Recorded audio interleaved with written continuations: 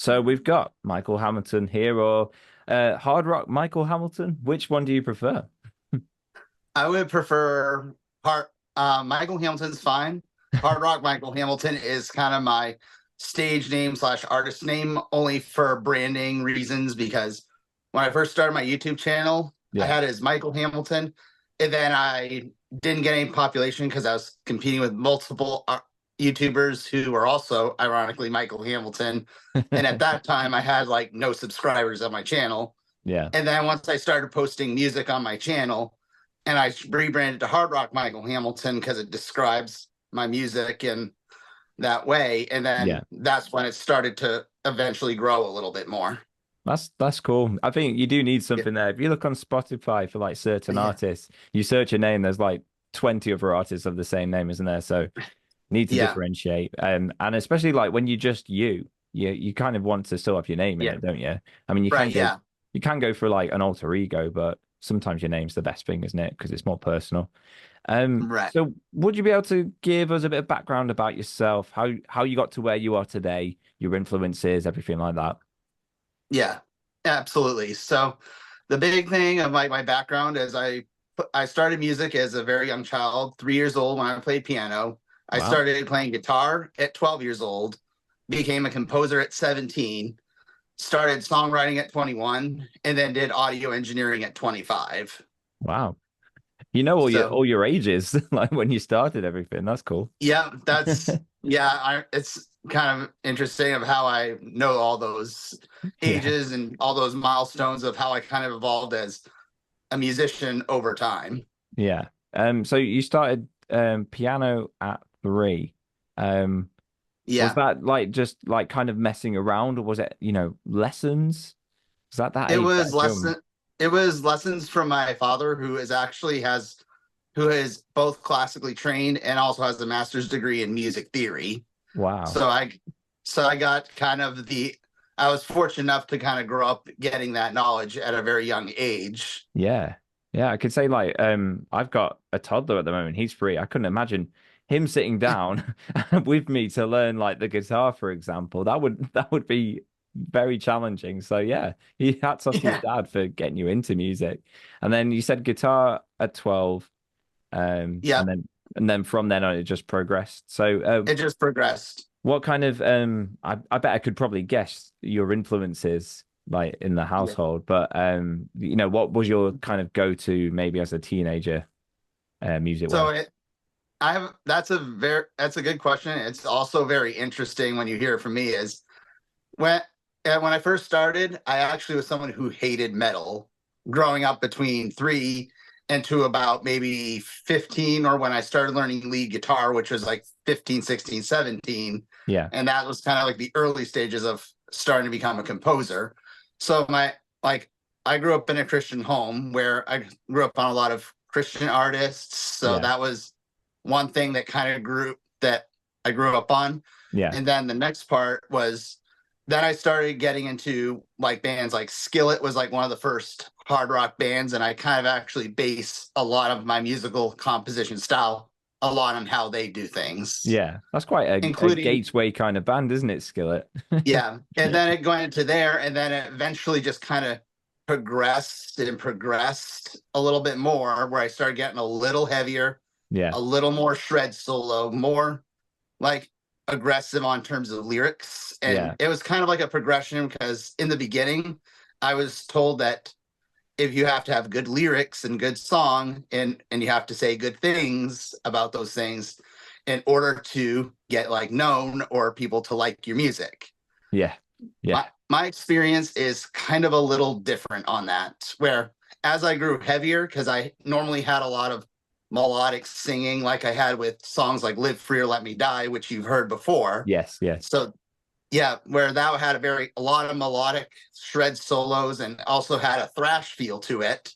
Hmm. And then there's songs like that you're doing right now called Back from the Dead, which this is kind of the breaking the barrier to, like, because they said you can't have screaming into your music because no one's gonna like it.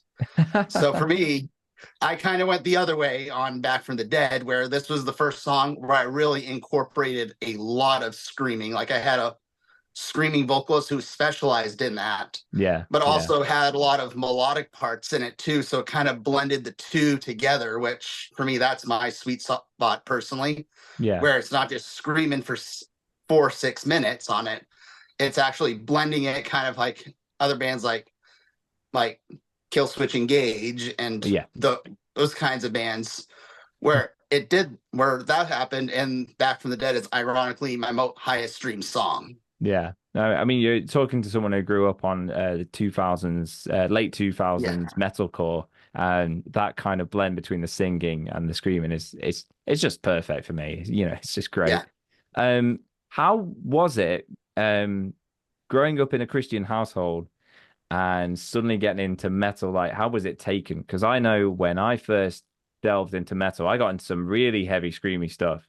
And I grew up in a Catholic household, and I know how that was taken, like by my father, for example. So, what was it like in your house diving into that world? So it was kind of like in the household. It was my dad, ironically, who's classically trained, really liked what I did. Yeah. My mom, on the other hand, was not always for it because she likes the more soft, like kumbaya Christian music is how I put it. And then even though my dad is more classically trained, he actually takes on, and he actually ironically likes it because I incorporate a lot of my classically trained skills into my music as well, especially with all the shred solos that I do on there and the melodic choruses that I have. He's probably very proud hearing the things that he's taught you or you've learned over the years being put into practice there. That's great. Yeah. The flip side for me, it was the other way around, really. My dad didn't. He was very Catholic music based, and then my mum was supportive of it, but probably didn't enjoy it so much. I used to play it non-stop, so it must have driven them absolutely mad. So it's really nice to hear how your inspiration evolved as you were growing. And then did you say at age of 25 you got into producing music? Great. What do you generally produce with, and how did you learn, how to produce? So that's kind of like the next part, where after I started learning lead guitar, I eventually started getting into composition, which I'm actually currently working on my first full-length album, because I actually went through some of my old compositions I did when I was 17. Yeah. And I was like, whoa, I did a lot of stuff, and a lot of these riffs were actually pretty tough for me to play. Yeah. I was like, holy crap, I need to put these together and make an album out of it, which I've started getting a set list already, and I'm starting to get the riffs back into going, and then just starting to get everything put together, so that way I can start lining up and then seeing, okay, I want to bring back Christina, who did Live Free Let Me Die, and she killed that song. Yeah. And then she's probably going to come back for some songs. The vocalist will probably come back that did Back from the Dead, might do a couple songs. So that's usually what I like to do, is have singers come and sing them, just because my vocals are my weakest instrument.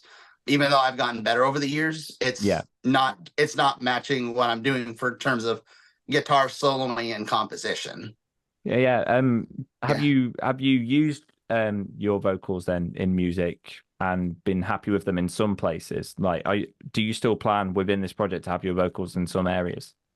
Definitely having that. And actually in Live Free or Let Me Die, I did add some very subtle screams at the very end of the massive outro that was there. It was very subtle, but it was in there. Nice. And going from Live Free or Let Me Die and then to this new one, I wouldn't say the screams were like jarring going from the past song to this song, and it was a nice transition. I wouldn't say it was too like, oh, what's this? This is new for you. So it was a nice addition, I think. So what was your background to creating this song? What was inspiring you to make Back from the Dead? So Back from the Dead, the big thing that inspired me to write it is, as a child, I actually grew up very, very isolated, played a lot of guitar in that. That's part of the reason I became as good as I am as a musician, just because I couldn't relate to my own family most of the time. Yeah. And another thing was I played a lot of video games, like specifically Call of Duty Zombies. And and I really wanted to push that into like a song where it kind of talked about killing zombies, but also learning to be more real and authentic at the same time. And kind of the zombies are kind of my metaphoric term of the Christian people aren't going to like you for it, and we're going to Yeah. come after you and make you less than who you are. Yeah. But and then me being, I'm going to go and play my thing, and I'm going to go and really let out what's actually real about me. Yeah. And instead of letting you do it, but also doing it almost in a metaphoric sense where I'm also running around and fighting for my life at the same time. It's Yeah. a very interesting kind of complex it was like kind of a complex thing, and I just kind of blended the two together, and it all seemed to work well together and I feel like that's one of my highest stream songs, and part of that is because it's talking about what's real about me and where I'm at, and I feel like it draws more people into that kind of world instead of just me saying I'm singing this song so that way I look good and that way Yeah. you will like me. Yeah. I mean, I liked the theme behind it. The zombies almost being like the haters in Yeah. the in the world that are trying to bring you down, and you're kind of like shooting them down, like just Yeah. like batting them away and saying, "No, I'm still Yeah. being me. You can all go away." Yeah. Keeping yourself, original. And I really like the concept behind that. So yeah, really inspiring. And it also just it goes so hard. It's such a headbanger of a song. Like I could imagine, Yeah. like I really wanted to grow incredibly long hair just for the song, so I could just whirl it around because that's what I was doing. Like I just felt like it's that kind of song Yeah. that you just like that too. Yeah. So it just goes. It's proper hard rock, delving into like the screams at times, and but still in keeping with like a really nice melodic chorus. So yeah, really good. How do you feel about how well it kind of went together and came together? For me, I felt like it came together really well. And then the composition, it originally started with like kind of like a small little bit of a little bit of like that string part that you hear at the beginning where it's like dun dun dun dun dun dun. Yeah, yeah, Like and then it weaved into choirs where I really like that because the keyboard player that I worked with really added that part in yeah, to make it to give it kind of like that dark vibe at the same time. yeah, And for me, I feel like it really came together really nicely. And then there were different variations, but this variation was definitely the best one. yeah. So because you mentioned you told me about all these variations. So what was different? Because I've only heard this end Yeah. product. What was different in the lead up to this? What did you Yeah. have? What was removed? You know? So this song was kind of one that took a few years to kind of perfect in a way. And the reason is the time I didn't have the gear or the knowledge to do all the mixing that I can do today Yeah, is where I originally had programmed drums, and this is when I was kind of starting bringing other musicians in that I end up collaborating with because someone told me the more musicians you add in there, the more dimension the song gets. yeah, This was one of the first songs where I was really doing that experiment with. And then what they put their ideas in, it kind of changed a little bit. Okay, now that I have this idea, and I'm going to change my solo to having this progression on there yeah, instead of just having and making the solo a little bit longer with two different progressions versus like originally it didn't have much of a solo in it, yeah, which still turned out okay, but I'm finding the guitar is where I shine on yeah, yeah. because And of the I'm pretty similar in that sense. I grew up learning guitar, so I think all my ideas start based on the guitar. And yeah. it can be great, but it can also be a hindrance when it comes to maybe like the song craft and like you say, getting other people's ideas. Did you find that when you had other people working on it, did it change the feel of the song and the direction? I feel like it did quite a bit. Mm. Because And even like for verse two, where when it was like in the land of the living dead, it was originally not. It was originally going to have a very similar or feel to the first one, but then when I got the ideas for the keyboard solos and also having the drums in there, that's when I was like, oh wow, I can I ended up taking the guitar part out for that section just to give it more suspense and more everything. I was like, oh wow, that turned out really good. And then it goes like really heavy when there's double bass kicks and everything going on in there. Yeah, So then it changed. I did notice the second verse um had things dropped out of it. I noticed the variation with verse one and verse two, and I like that because I always like when verse two is slightly different to verse one. Right. Yeah, but it's that was a prime example of when I got other ideas, it gave Mm, me other ideas to build upon to make it more dynamic. But yeah, even with the vocals and then having like a keyboard doing like a really fast yeah, part on there that gave it that overload, that big suspenseful feel that I was like, oh wow, this is really expressing my ideas really nice right here. I'm gonna do that. yeah, yeah. Sometimes it can let other things shine in the mix, can't it? Or you can Yeah. give space for something else. And how do you feel about spending like so long on a song? Like I have a habit of releasing things too fast, probably, and too much. And this year, I've been taking my time to really slow down and concentrate on individual songs and just spending Yeah. ages on them. Um, did you feel that was helpful, or was it more just a constraint?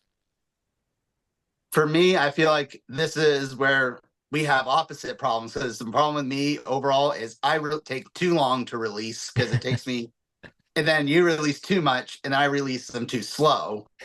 So for me, I feel like I can like still work on getting like the song structures down, but Yeah, now I know that I need to bring other musicians that like programming the drums originally, so that way the drummer who I work with, then when he gets them, he's like, okay, then I can do his ideas, yeah, and yeah, then when I have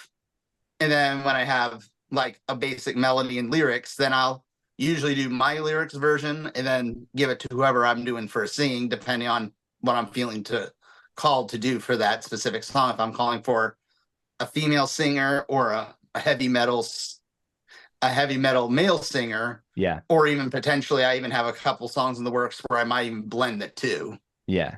It's good to have those options as well. Like Yeah. if the song calls for a certain voice, you can kind of just go for it, can't you? And just be like, yeah, I'm going to include that in it.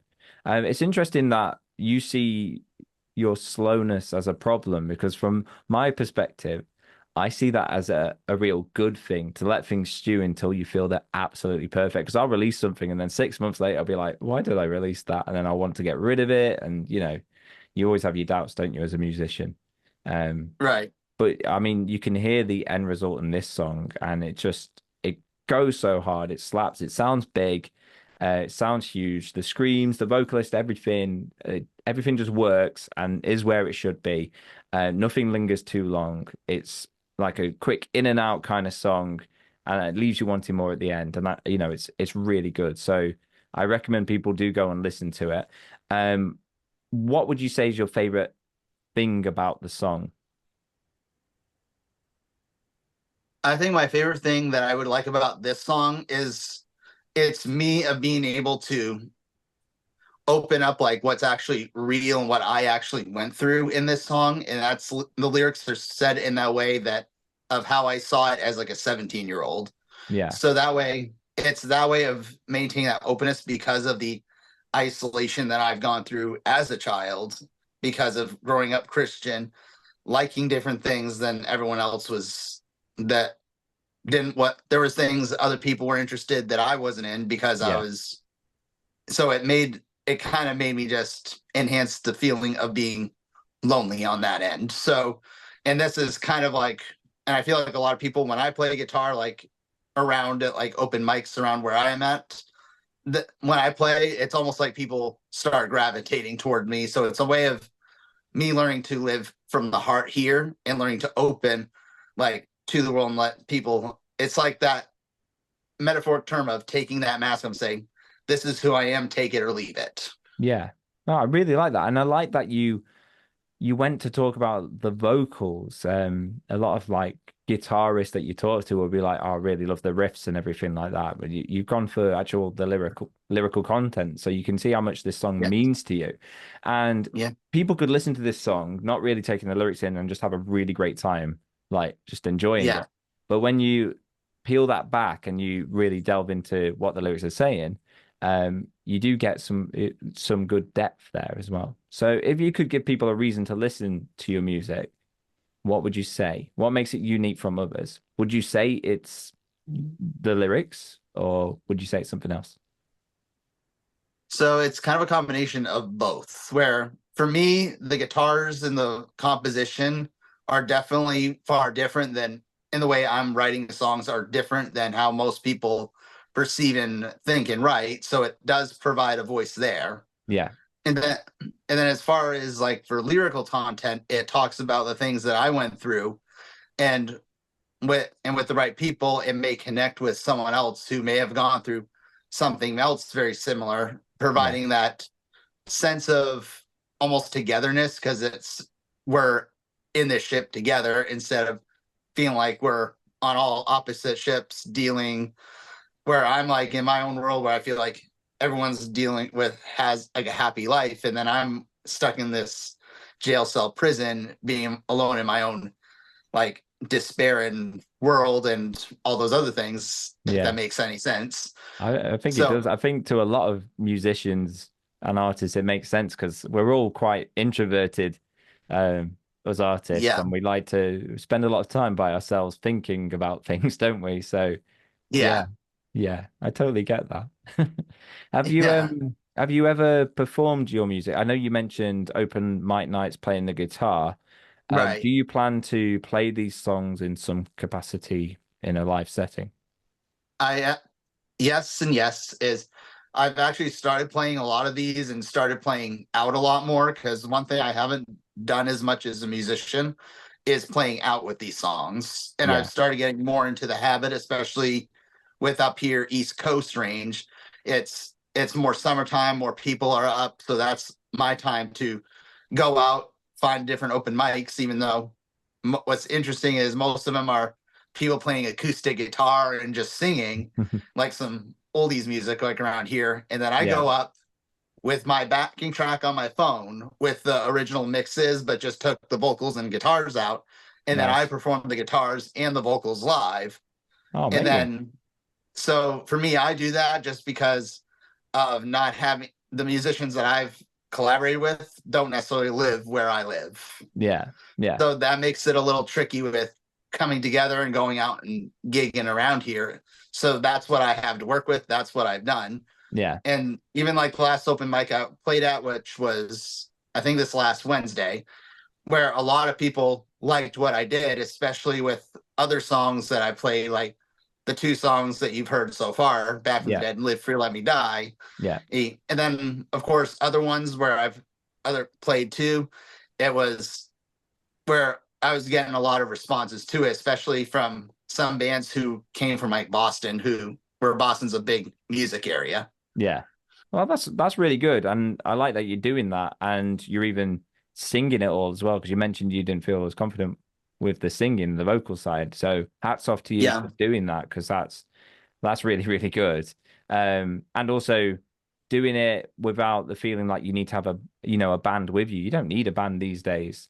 And what's great about it is as well is you've got something unique. And like you said, people gravitated towards you at these open mic nights because it's different from all the acoustic guitar singer-songwriters that go up all yeah, the time. So yeah, you've got something unique that people will enjoy, and that's really nice. So well done for doing that, because I think in this day and age, it's so easy to be a bedroom producer, like myself, yeah, and not do the live side as much, because I think a lot of artists feel like it's not as important these days to go out and promote your music in a live setting, which, to be honest, it isn't really. And you can get a load more listens online these days, can't you? But I think it's still an important skill to have and use and do. So yeah. right. And that leads me to my next question, which is how do you feel the internet has impacted your approach to being an artist? It so the how the internet has approved because because the internet was becoming like YouTube was new when I first was learning it, and that was one thing I didn't normally take advantage of at that time. But this day and age, I take far more advantage of, which I have my YouTube channel Yeah. where I post my music on some video clips of me just shredding on guitar, having fun, which that was actually how I started, how my channel actually grew from being a self-improvement channel to now being an artist channel. Yeah. And do you feel you spend more time on the promoting side of things than maybe like the live side of things these days? So definitely working on more of the promoting side and going out and playing more is definitely something I'm making a focus out of. Yeah. Is so that way I'm not getting congested in my own little world where being stuck in the studio of me producing, it make me going out and promoting myself as an actual musician, and also building up a lot more super fans. So that way it starts to get more of a stronger following than having maybe a ton of people who have followed me, but they're not like super fans and actively supporting what I do, like helping me fund like projects like an album that I'm working on. And also because I'm also with the new album that I'm working on, I'm also hoping to have another producer in there to get another perspective on it. So that way I can actually, so that it's adding another layer of dimension. So it's not just me shredding on guitar with programmed bass and drums. Yeah. This is actually building upon where I play my thing. And then I have a keyboard player. Then I have I'm actually hoping I even have a bass player. Yeah. And also a drummer and someone who can really kick ass screaming being on that end. So that way it all comes together like where instead of one song played by myself, it has all these other dimensions of other talented musicians. That's great. So and I feel like as an artist, it's not just you, it's like a big collaborative effort. Yeah. Eventually with your name, on the front, but it definitely does bring a lot to the table when you collaborate. And that leads me to probably my final question, which is what's next for you? You've talked about this album that's coming up. Is that the next thing that will drop, or are you going to be teasing some more singles up until that? I'm definitely going to tease a few singles there because I just finished doing a composition with one, which is another very screaming like song where it's going to have similar elements to Back from the Dead. Nice. But it's going to have more of a Swedish death metal flavor to it, like Arch Enemy, where I'm hoping to also find like a singing and screaming female vocalist. Oh, nice. Yeah. So it gives a very Arch Enemy, because if you heard the backing track right now, it's not really fully mixed. It's kind of rough right now. Yeah. But there's a lot of like ambient elements. There's a lot more like different things I'm experimenting as a guitarist on it. Cool. Where there's a lot more like it's a lot more harmonies in it. There's a lot more like feel to it, but yet it also still maintains a lot of the shred elements that are also in there. It really influences more of the classical side of me, but while also maintaining very heavy with a lot of double bass, like a lot of riffs that are also like make you want to swing your head around. Very nice. I like you mentioned Arch Enemy, because that is they are very operatic, classical kind of style. So like you said, that was your world growing up. I bet you enjoy kind of making stuff like that. So I'm excited to hear what's coming next. So do keep in touch, because I want to hear what's coming next. Yeah, for sure. Super. Well, it's been lovely to have you on. Thank you very much. And I'll put this on the channel, and I'll also link to your songs on the video as well. So yeah, take care. All right.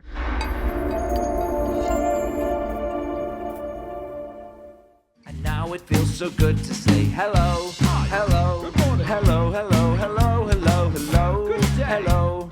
And now it feels so right to say I miss you, I love you. And God, it feels so good to say hello. God, it feels so good to say hello.